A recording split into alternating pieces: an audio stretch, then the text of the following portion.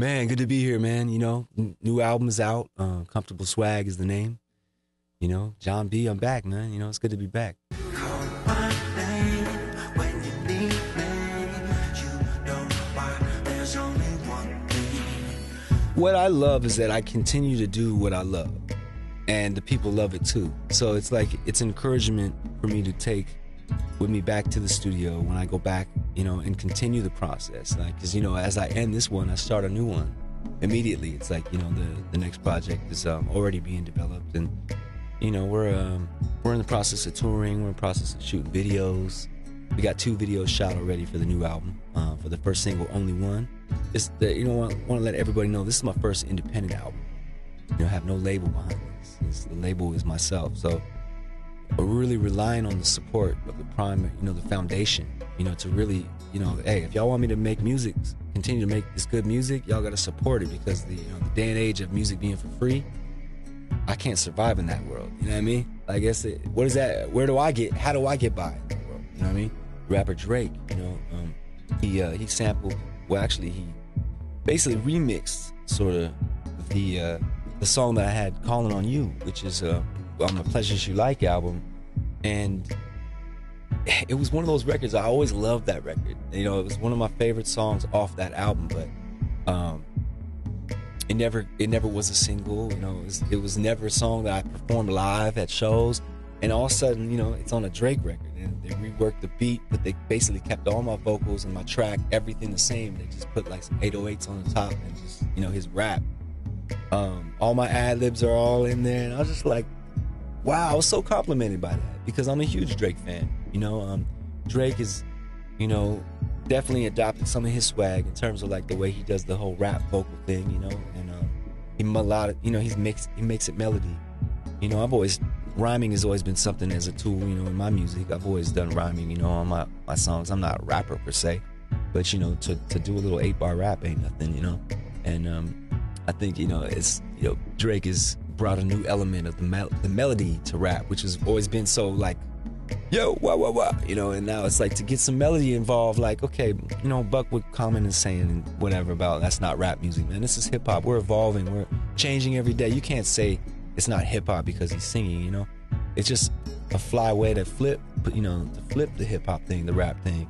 And yeah, so that being the case, man, we have mutual respect for each other, you know. We it's a great thing to be bigged up by one of your favorite rappers in the game, you know. And I'm, you know, I'm not being played every 5 minutes on radio, so that was good looking on his part, you know what I mean, to kind of reach back into the past, someone that influenced him.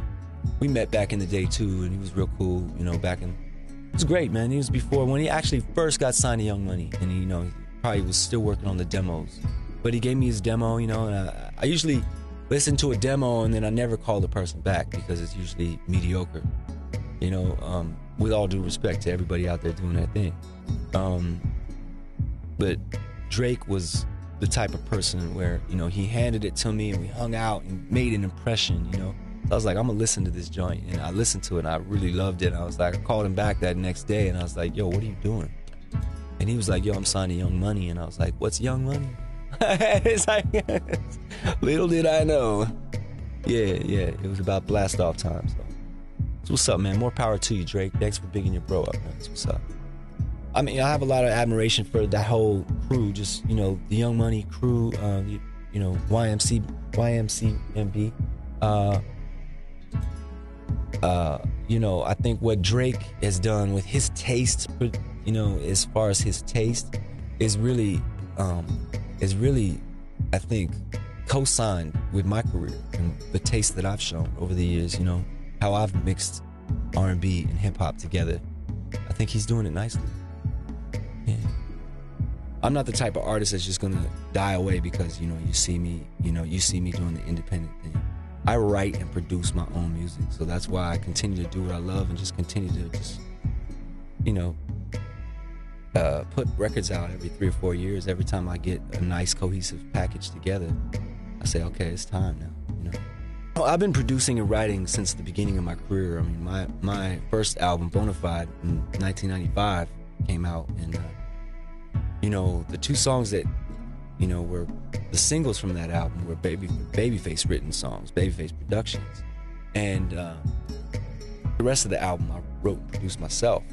So, you know, people got sort of the vibe that we had as a collaboration from the first album. But then on the second album, I really sort of like stated my claim in a song like They Don't Know. That's to date probably my most successful record.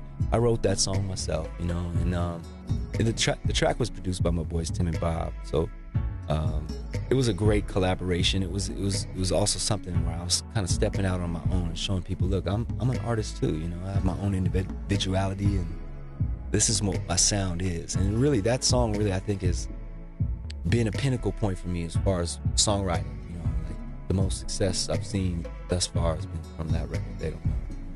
I was the white artist that battled against all of the